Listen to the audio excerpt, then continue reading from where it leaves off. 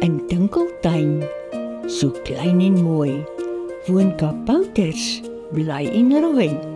Voetjies fladder, liggies skyn. Kom ons kyk wat gebeur in Dinkeltuin.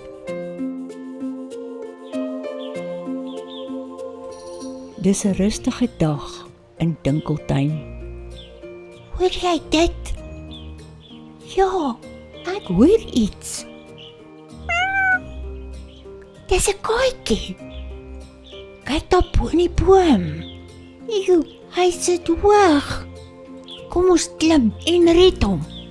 Ja, kom ons doen dit nou. Die hondjie blaf hard. Hy wil aandag trek.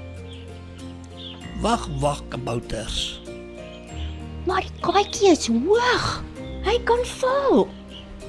Ons klim nie sommer hoog nie. Dit kan gevaarlik wees. Ons dink eers, dan doen ons. Wat gebruik ons om veilig te klim? 'n leer? Ja, 'n leer help ons om veilig te bly. Kom ons roep vir oupa Henny. Oupa Henny. Ek is hier om julle te help. Kom ek kry die regte leer, dan klim ek stadig op.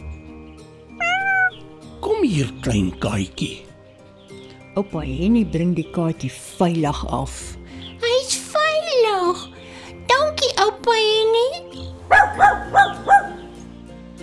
Onthou, ons dink eers, dan doen ons.